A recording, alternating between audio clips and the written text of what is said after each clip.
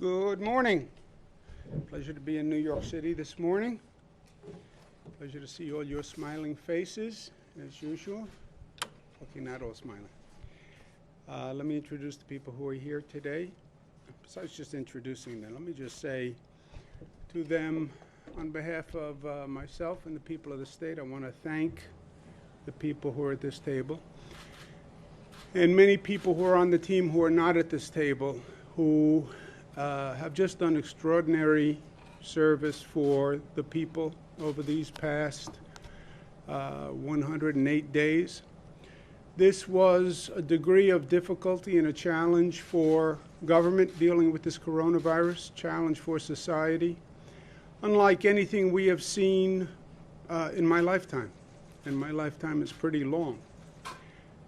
I can tell the people of the state this: they could not have had a more talented, smarter, more professional team working for them than the team that was in state government. And I've worked with a lot of government pros, but no team holds a candle to what this team did. To my left is Robert Mujica. I've worked with him for 13 years. Been on the other side of the table with him. He was working for the Senate before he came to work for me. One of the most talented, smart people I've ever worked with in my life. And we're thankful that he was there. Melissa DeRosa did every one of these briefings with me. Been with me for 7 years, was in the Attorney General's office before that. And whip smart, works around the clock. And what she did was just phenomenal. Dr. Zucker, 5 years health commissioner. He's dealt with the most significant public health crisis of a generation. Nobody's gone through this before. And he's done exquisitely well. Gareth Rhodes is here, young fella, but he's been with me for about 11 years. And his energy and his talent and his creativity got us through every day. So they had to handle the coronavirus pandemic. They had to do it with very little help from anyone else. We'll get into other people's responsibilities at another time. And they had to do it carrying me on their back. So they really had a burden to carry. And it was a long road, 108 days, every day, every night, without a break, without a moment where you could say, let's relax. Every moment had a new challenge. And it was just my honor to work with them through this. And I'm proud of what they did. I'm proud of what the government did. I'm proud of what the people of the state did. But you needed every piece working together to accomplish what we accomplished. And I want to thank them for that. Today is day 110, 25 days since the civil unrest from Mr. Floyd's murder. The New York State Police Reform and Reinvention Collaborative, this is just starting, and it's going to be very important, and I think it's going to be transformative if we do it right. I think this is a moment where this nation should be taking the opportunity to reevaluate what it wants in terms of public safety. What does public safety mean today in this society? We haven't reevaluated what it means. We've been talking about the expansion of the criminal justice industrial complex. We've been talking about how many people we put in prison, that we put more people in prison in this nation than any industrialized nation on the globe. We've been talking for decades that it costs more to keep a person in prison than it would to educate a child at Harvard University. But nothing has changed. We saw Mr. Floyd's murder, but we've been seeing Mr. Floyd's murder for 40, 50 years. Finally, people said enough is enough, and now is the moment to change. But then you have to make change happen. Change doesn't just happen because you say change. Change doesn't happen because you go out and you demonstrate and you insist on change. Change only happens if the government then enacts change. Reverend Sharpton was here when he was saying demonstrate, legislate, reconciliation. Demonstration, legislation, reconciliation. The demonstration is the expression of outrage to make the government change, and the government changes through legislation. Okay, so what is the change going to be from all these protests and all this outrage? What is it? And don't give me just a press release where all these politicians put a press release. I think we should change tear gas. I think we should change rubber bullets. I think we should change the color of uniforms. This is not about tear gas or rubber bullets or slogans or the color of uniforms. This is about making fundamental change to the system, and it's hard. And by the way, the system is going to push back. Don't kid yourself. When you go to change the status quo rears up to defeat change. That's life. That's society.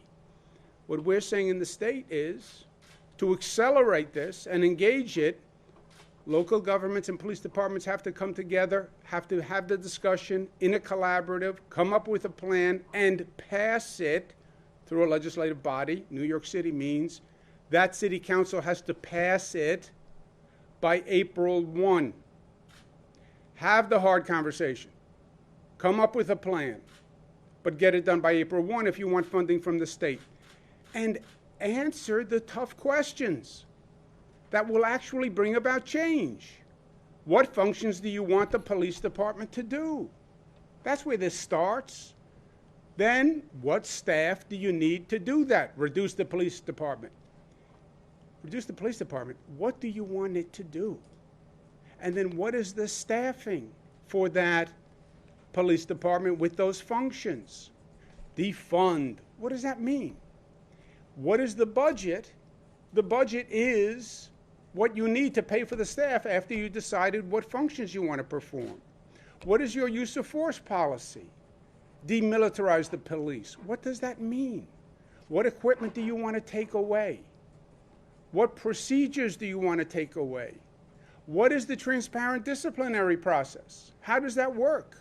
What is the citizen complaint process? And who's going to review it?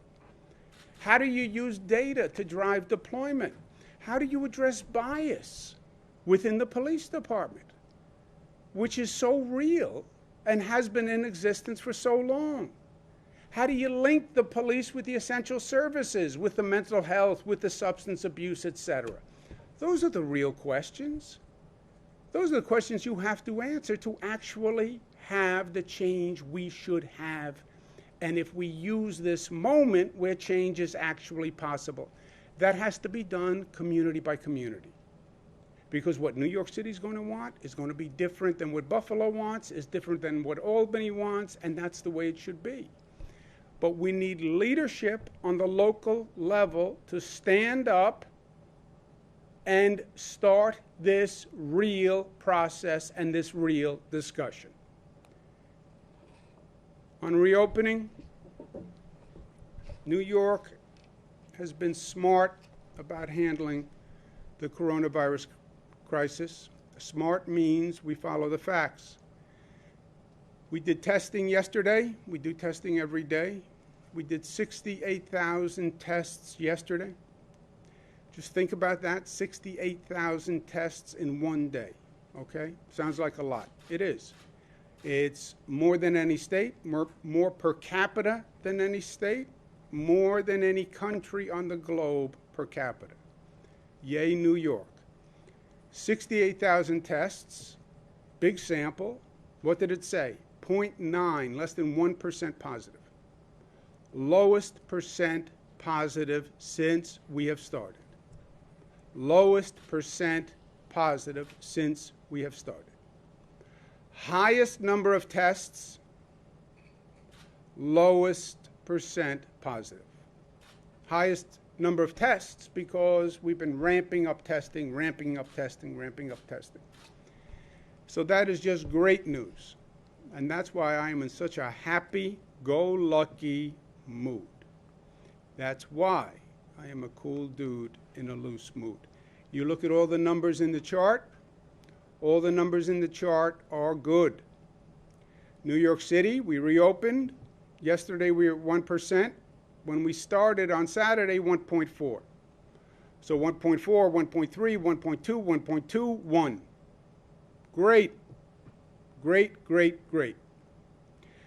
Only caution sign across the state, Central New York, 0.6, 1.3, 1.4, 1.1. How did you go from 0.6 to 1.3 to 1.4? Something happened. Maybe. That's right. So then we go back to the tracing function, which is up and running.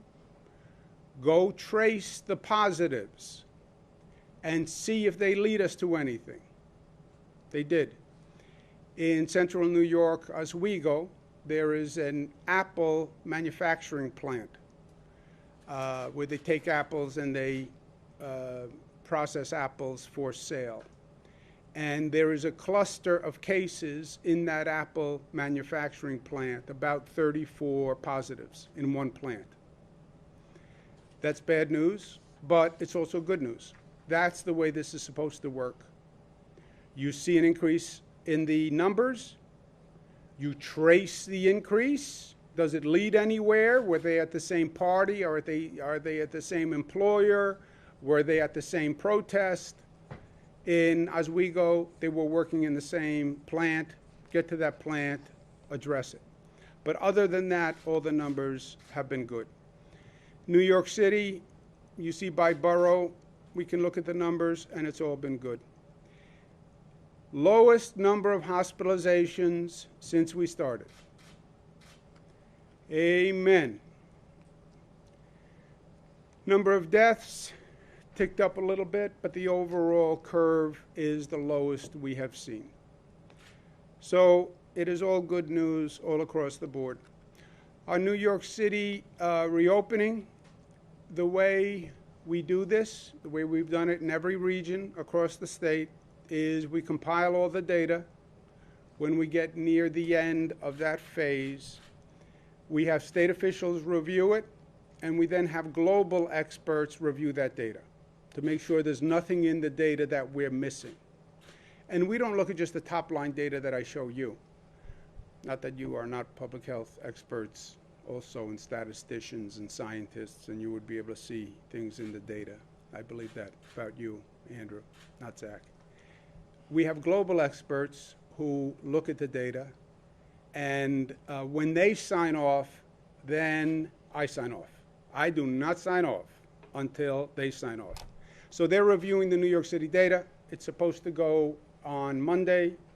They'll watch it Friday, Saturday, Sunday. They're studying it now. But all the indications are good. So I'm saying today you'll get a final announcement tomorrow. But I am saying businesses should plan on reopening. We just had a call this morning where we went over the New York City data, and everybody's feeling good. So my advice to New York City businesses, plan to reopen Monday on phase 2. Now, phase 2 is phase 2. This only works, this whole process, because every phase has rules. And if you follow those rules, it is a controlled opening of the economy. It controls how many people are introduced into the city, onto public transportation, onto the sidewalks, etc. As that number is increasing, local governments can then get their act together and deal with the increase. That's part of the phasing. But there are rules. It's not we reopen, hallelujah. No. That's what other states did, and that's a mistake. We reopen in phases, and a phase has rules. And that's what makes it a phase as opposed to an overall reopening. If you ignore the rules, then it's not a phased reopening, right? People need to know the rules, and they have to follow the rules. They are on the website, but they're specific for specific businesses. There's occupancy rules. There are barrier rules. There's signage. There's distance. There's congregation, small meetings. No sharing of food, beverages. Please be aware of the rules and follow the rules. There's rules about retail shopping and how it works, and overall occupancy. We have done this in every region across the state. It has worked overall. I can tell you from experience, it works better or worse depending on the compliance and the enforcement and how people follow the rules. The issue going into phase 2 or phase 3 is compliance by people and enforcement by local government. That is the issue. So how is this going to work? It depends on how people act, which is how this has always been determined. And people, especially New York City, Long Island, compliance matters. It matters. And it's not just moral and ethical, communal, it's legal. These are the laws also. So be aware of the law, follow the law. Local government has to do the compliance. And the compliance and the enforcement, the function of local government gets more difficult as we go through these phases, because it gets more complicated and more people are coming into the system. So the phases are also allowing the local government to come up to speed and develop the expertise and the capacity to do the enforcement. We're going to take an added step where I'm going to increase the state's enforcement capacity by executive order, where violations of the rules and regulations could allow State Liquor Authority to do an immediate suspension of an alcohol license, which means a bar or a restaurant that are violating the rules could have an immediate suspension of their license. Business that is violating the rules could have an immediate shutdown order. All right? So we've made great progress. I want to make sure we don't slide back. I want to make sure we don't get careless. Weather is nice. Everything is good. Governor said the numbers are good. We don't have to worry. Hallelujah. No, the numbers are good because we're doing what we are supposed to do, and we have to keep doing what we're supposed to do. I'm also signing an executive order that gives bars responsibility for the sidewalk, the outside area immediately in front of their premises. And the state SLA will enforce that also.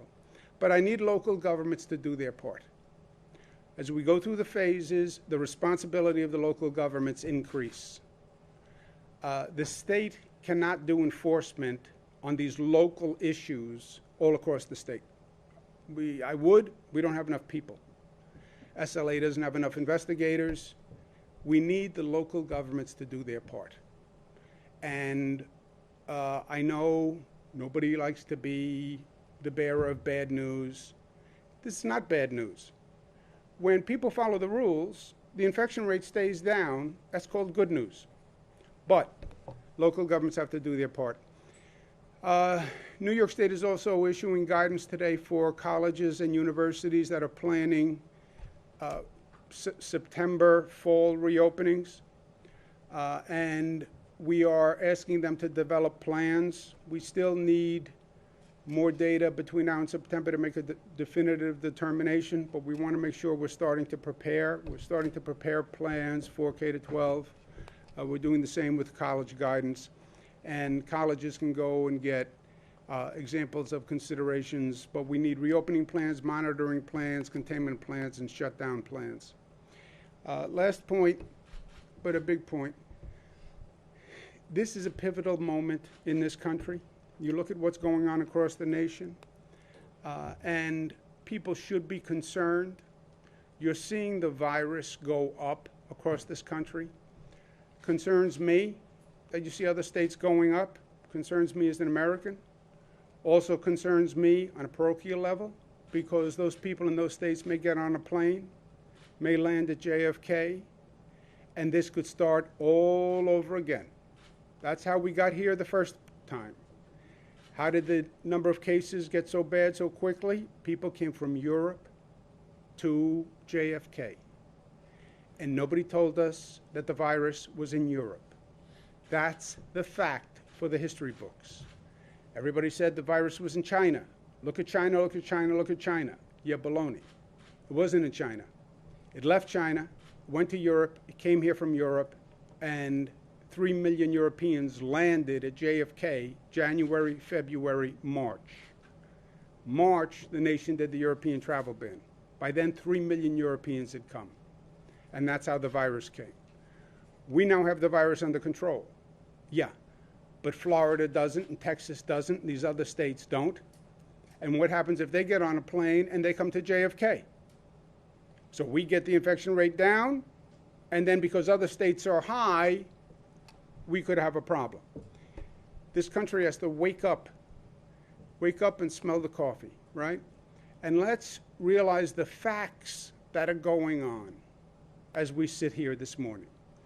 Because my father's great speech, Tale of Two Cities, you now have a tale of two countries going on. You have two very different situations happening in states across this country. Some states, the numbers are going down. Some states, the numbers are going up. Why? Same country, same virus. Why? The federal government's attitude is an undeniable mistake when it has come to dealing with COVID. Their guidance, their doctrine is an undeniable mistake. It is a political theory, a public relations theory, versus a science-based, fact-based theory.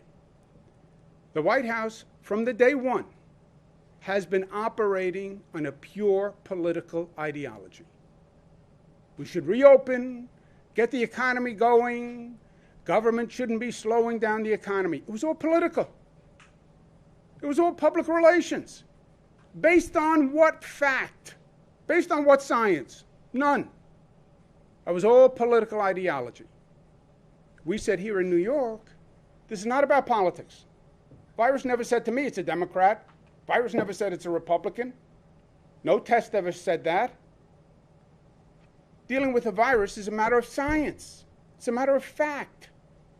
That's how you deal with a disease. You don't deal with it politically. And you now see states that have dealt with it politically versus states that have dealt with it on a science, fact basis.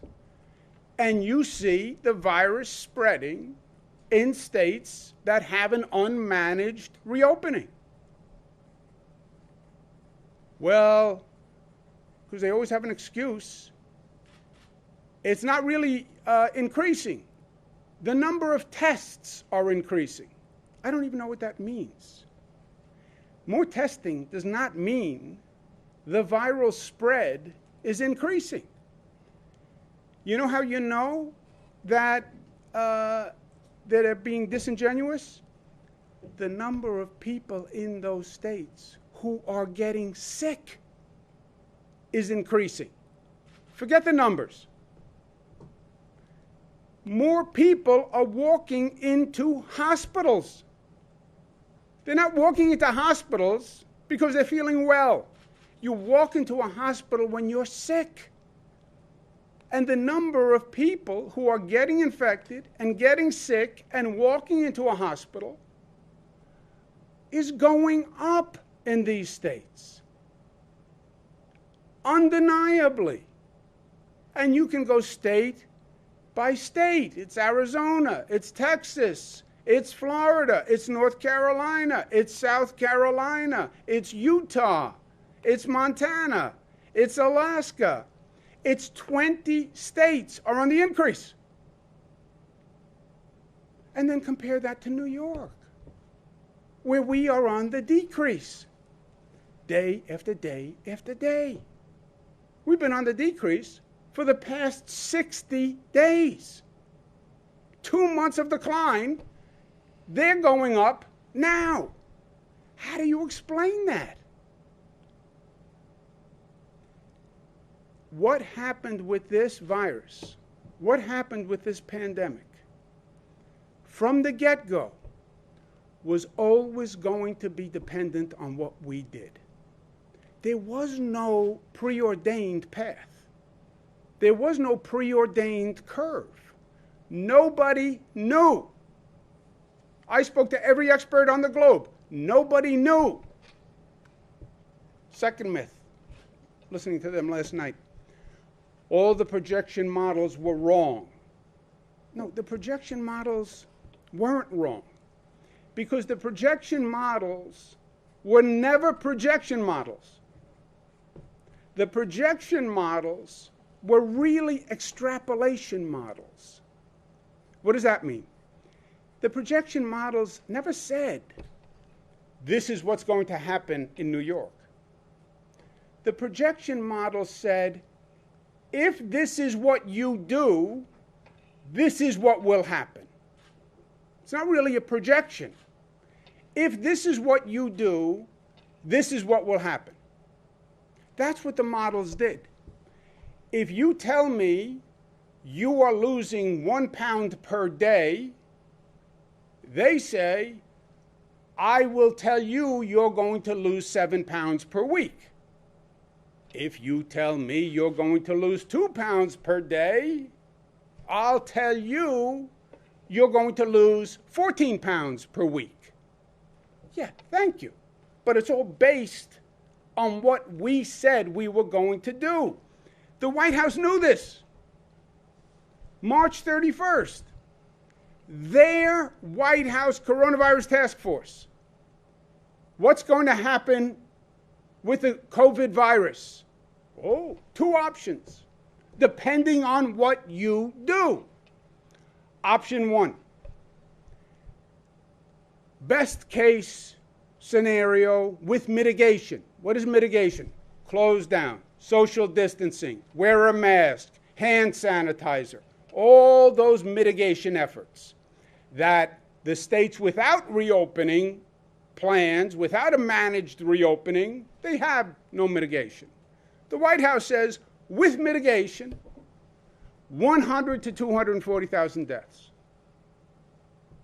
If this nation uses mitigation. If you don't use mitigation, 1.5 to 2.2 million deaths. The White House said it. The White House said it. To the extent the White House lets science speak, ever, to the extent they have science in the White House, they said, if you mitigate, 100 to 240. If you don't, 1.5 to 2.2. And then their reopening plans don't provide for mitigation. Well, then by your own projection, what did you think was going to happen? That's why the CDC and Dr. Fauci are in such a difficult position, because they said, without mitigation, you're going to kill 1 million more people. They said that. And now they're part of a federal government that is telling states, just reopen, just reopen, just reopen. Contrary to their own science, because they abandoned it. The model that they rely on, which is the Gates-funded IHME model. Last week, they projected 169,000 deaths by October. Last week.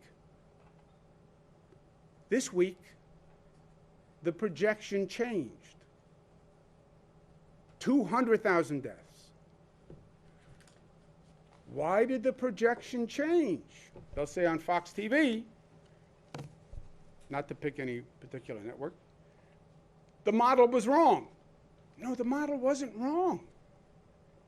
The model isn't a model. It's an extrapolation. They're saying by this number of deaths last week, which is now increasing, we extrapolate to tell you more people are going to die. Based on what you did and what you're doing and the rate of death you're causing, factor that out, factor out what you are doing, more people are dying. Because of what you are doing, more people are dying. This is the model the White House relies on. That model says, because of what you are doing, the number of people who are going to die by October increased 18%. 30,000 more people are going to die because of what you're doing. That's what they say to you. And then the question is, what do you say, America, when they tell you 30,000 more people are going to die because of what you're doing? Do you keep doing it? Do you keep doing it? Or do you say, I don't want 30,000 more people to die. I'm going to change what we're doing. That's why I say, wake up, America. Look at what they're telling you. This is not rhetorical, conceptual, hyperbolic. They told you. Based on what you're doing last week, 30,000 more people are going to die.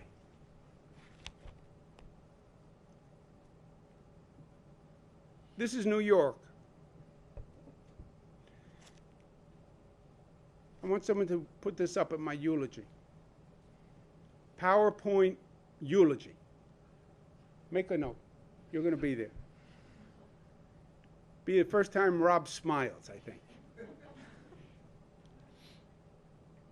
These were the projections in New York. Gates funded IHME, said 73,000 people would be hospitalized.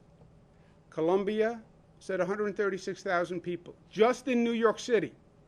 This is Columbia University. We're not talking about a mail-away matchbook university here. McKinsey, 110,000. McKinsey moderate with mitigation, 55,000. What actually happened? 18,000. They were all wrong. No. We changed what we were doing. We changed what we were doing. What they were saying is, if you keep doing what you're doing, and that transmission rate continues, you're going to have, you factor it out, you extrapolate out, 73, 136, 110, that's what's going to happen. We said in New York, that's what's going to happen? Then we're going to change what we're doing. We're going to change. We don't want that to happen. We don't want those people to die. We changed it to 18,000, a fraction, because we changed what we did. You're talking about tens of thousands of lives. Tens of thousands of lives. What are you going to do, America? They're telling you, based on what you're doing, you're killing more Americans. 30,000 more projection in 1 week. This is what we did. We changed. We changed what we were doing, and we saved tens of thousands of lives. And that's what America should do. There are two different visions that we're talking about. One is based on science and fact. One is based on political ideology and public relations and politics. And the results are in New York. It's working. We're saving lives. The virus is down. The rest of the nation, it's going up. At the end of the day, New York tough works. Last point. I've had the pleasure for the past 108 days to not only speak to the people of New York and all across the country, all across the world. I get emails from countries, people in countries all across the world. But I've also been able to talk to the New York press all across the state. They've been there every day. They showed up when it was hard. Their coverage of this situation will be a course in journalism class one day, I believe. It was the most complicated, most stressful, most consequential government issue. They had to do it during a very difficult time. You had to show up when people were afraid to leave their homes. You had to stay with it 7 days a week because I refused to take a day off. It meant all of you had to work. The questions, the dialogue was as informative to people as my briefing. I actually think the back and forth with the press was in some ways more communicative for people. They all commented on the emails and texts. They'd say, boy, that New York press corps, they're really nasty, they're tough. Yeah, but you know, you were asking the really probative, pointed, direct questions that got information that people needed.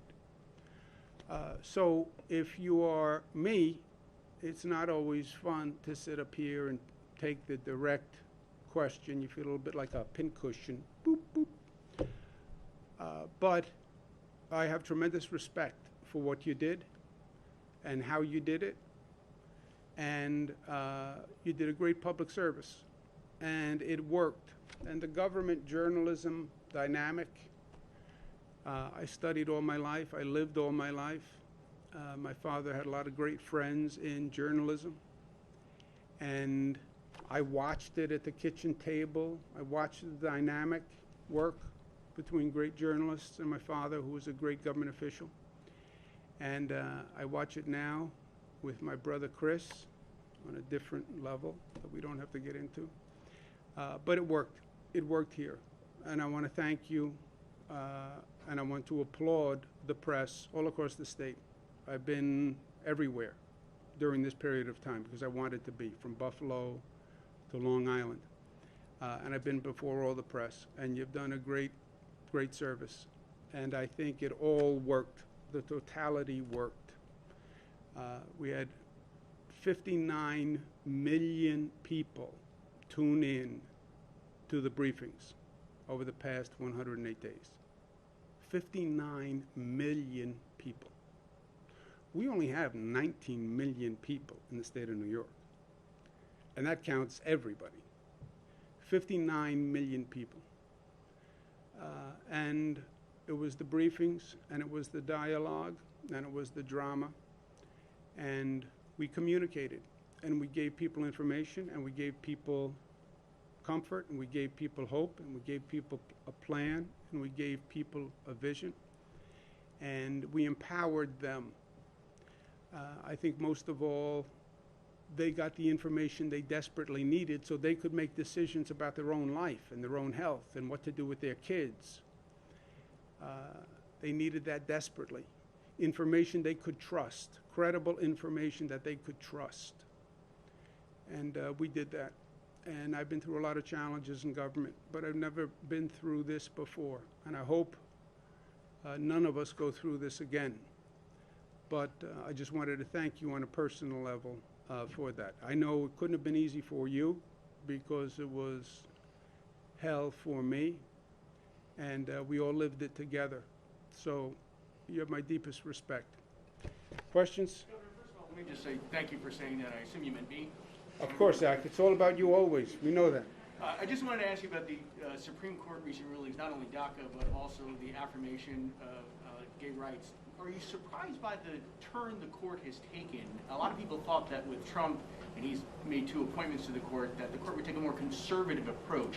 Are you pleasantly surprised by the direction it's gone in based on those last 2 rulings? Yeah. And, by the way, we kid, but I'm a little tired, I'm a little reflective. I did mean it about you. I did mean it about you. Am I surprised? Yes, I'm surprised. I'm sure the president is surprised. There's no doubt that he appointed a very conservative court. He did that by design. I think it's telling that his actions were even too extreme for his extreme conservative judges. That's saying something. That his policies are more extreme than the conservative judges he appointed. I hope he takes that to heart. Sir? Two questions, one for you and one for Dr. Zucker, if we could. You mentioned the uptick of cases in Florida, and you mentioned that there are flights landing from Florida which are increasing in terms of how crowded they are. How close are you to imposing something like a 14-day quarantine for folks arriving from Florida, some kind of measure at the airport, because otherwise aren't you just inviting an increase in infections? Yeah. I have experts who have advised me to do that. I'm considering it now. In some ways, you want to talk about a full 180. For those people who don't remember back to day one, Florida and other states imposed the quarantine on New Yorkers. If you went to Florida, you had to quarantine for 2 weeks because they were afraid that New Yorkers were bringing the virus to their state. Fast forward 100 days, now we're afraid they're bringing the virus to our state. I mean, this was a tale of two cities, two countries. How do you explain this? Who would believe this? Who would believe this 180 turnaround? But I haven't made a decision yet, but I have had experts advise me of that. It is a real concern. You're right. It could happen, and it's something I'm considering. My question for Dr. Zucker has to do with the antibody testing. The initial assessment of these tests were they were not reliable, there were too many false negatives, there were too many different kinds. Now that we've had antibody testing for a couple of months, do you have a fuller picture of how reliable these are? And do you think there's some kind of herd immunity going on which might help explain the low percentage of positive cases? So on two parts. One, on the issue of the antibodies, we don't have an answer yet. There are multiple different tests. The scientists, I was speaking to some of the scientists about this exact issue, and we don't know yet. A little bit more time before we can have an answer about how long, one part, how long does someone have antibodies, how long will they last, what kind of immunity it provides, and that's still a question that's open. Regarding herd immunity, the issue here is that you need about 60 to 70% of the population to have herd immunity for this COVID-19. We're not there yet. Yesterday I was actually talking to some scientists about this exact question about why is it that the numbers are down. New York's done a phenomenal job. Is this something that will happen elsewhere in the country? Their numbers are going up. What will happen with time? I think it's because of all the efforts that we've made that has driven these numbers down. We still don't have enough people with antibodies for whatever effect those antibodies will provide to give you the herd immunity that we need. So we need to continue to approach this from the standpoint, as we've done, as the governor has said, diagnostic testing. All the scientists are working on trying to get a antiviral. We're working on that. And obviously the work on a vaccine, which we're going to continue to do. Can I comment on that as a non-medical professional who just knows enough to be slightly dangerous? Herd immunity concept, some people talk about that in New York City. As Dr. Zucker said, you have to get near 60% before you can talk about that. New York City is nowhere near that. Also, that wouldn't explain the rest of the state, where you have a very low infection rate, and the virus is also on the decline. You know, you could theoretically argue, well, maybe New York City has herd immunity, but then you'd have to be at 60%. But that doesn't explain Buffalo and Long Island, where it's very, very low to begin with, the infection rate, and the number is still low. It's not because of herd immunity. What we have done, and the reason I'm hoping we get lucky on the protests, by the time the protests happened, we were down at 1% infection rate. We were so low by that point that I'm hoping we got lucky that, yes, they came together and they violated social distancing, but they weren't infected anymore. Those protests happened 3 weeks ago. We have a whole different situation. All right, following up on that, in terms of setting expectations for New Yorkers, without a vaccine and as the city and the state continues to reopen, people go back to workplaces, businesses reopen, mass transit reaches the levels as before, isn't it almost inevitable that there'll be some spike in cases, however manageable? Isn't it almost inevitable that there will be a rise in cases? And what should New Yorkers be ready for if that happens? Mathematically, yes. The mathematicians and scientists will agree with you. If you increase activity, by definition, there will be some increase in the infection rate. The question then becomes, even to the mathematicians and the scientists, how much of an increase, and your tolerance for the increase is your hospital capacity, right? And they'll have a sub-discussion that the increase cannot be that rapid, which means you still have to watch the R0, the transmission rate, right? That's when you go above the 1%. That's mathematically, you're right. Aspirational, theoretical, ideal, if everybody acted perfectly, the infection rate need not necessarily go up. That's the scenario I advocate for. If you wear your mask, if you're doing hand sanitizer, if you're not in those situations, if it's not go back to normal, go to the new normal, you need not infect anybody. You can get out on the subway and not infect anybody. You can go to work and do everything and not infect anybody and not get infected. That is theoretically possible. And that's what I'm striving for. The theoretical possibility.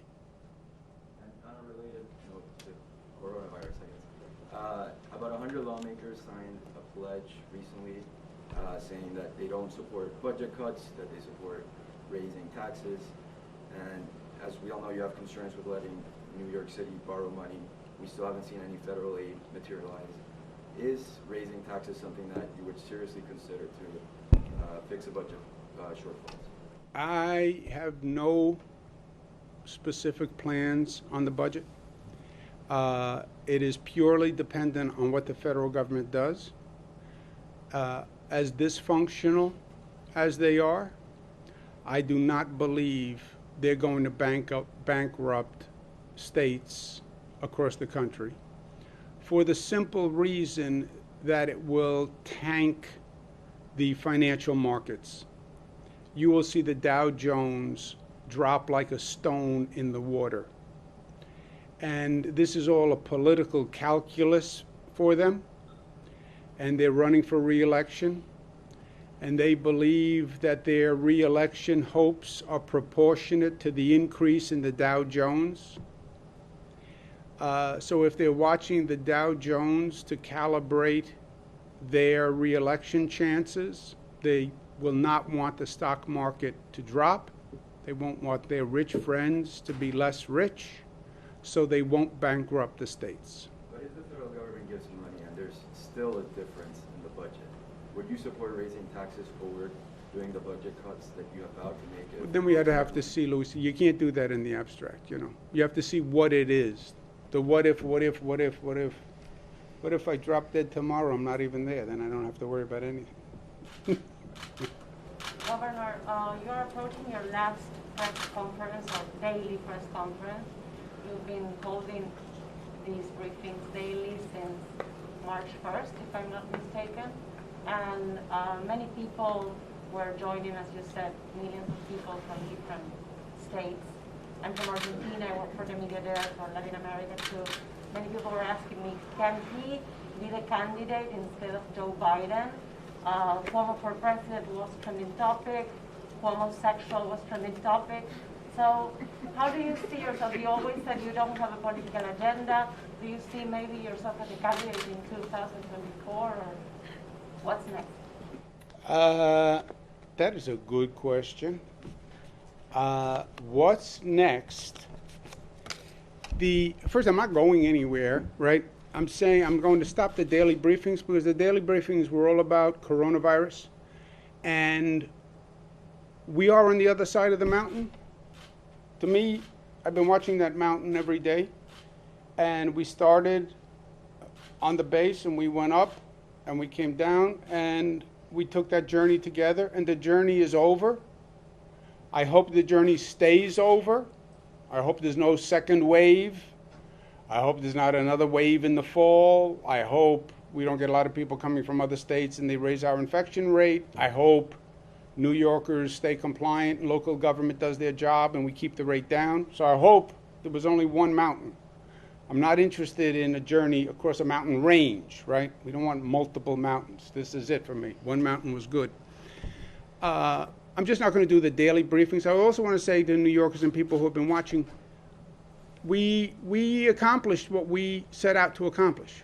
We needed to get across that mountain. We needed to tame the beast. We needed to control the virus, and we did. And we did. And we know how to do it. Congratulations. Feel good. Now, we have a lot more to do. I'm still going to be there every day, working every day. I'll be doing press conferences as I need to communicate. Big part of what I do is to communicate. I'm not going anywhere. But I'm not going to commit to doing it every day because it takes a lot of time every day. And there's a lot to do right now. And it really takes the better half of the day. So I just won't do it every day. But I'm not going anywhere. I said clearly when I started, it was very important for me to have credibility with people. So much of what they hear now is political.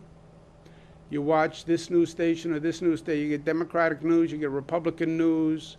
Everybody wants to say about a politician, well, they have their own agenda. He's only running for something. If I was even a candidate possibly for anything, it would have given all my critics an opportunity to say, oh, he's just running for president. He's just running for vice president.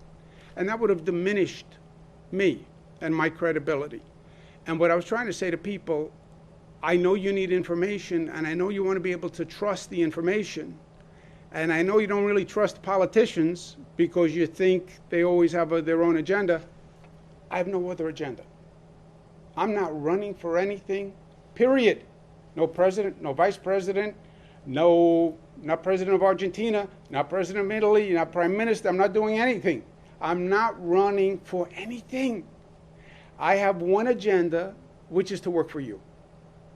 And let's set that right from the beginning, because I want you to believe me, and I want you to believe what I'm saying is true, because if you don't believe it or if you're skeptical, then it's not going to work for you. And if it doesn't work for you, you're not going to rely on it, and it's not going to make you feel empowered.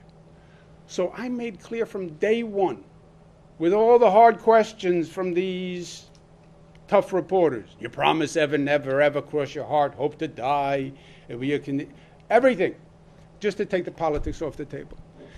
And look, from my point of view, I am so blessed to be governor of New York, and I am so happy with what we're doing and what we're accomplishing and what we still can do. We're going to be the leading state in the nation on police reform. You watch. We were the leading state in the nation on marriage equality, minimum wage, free college. We're going to be the leading state in the nation on police reform. So we have a lot to do. And I'm proud and I'm happy. I'm going to stay governor of New York as long as the people of the state will have me. When they kick me out, then I'm going to go to Argentina and see what's available. All right, guys. Thank you very much. Thank you for being here.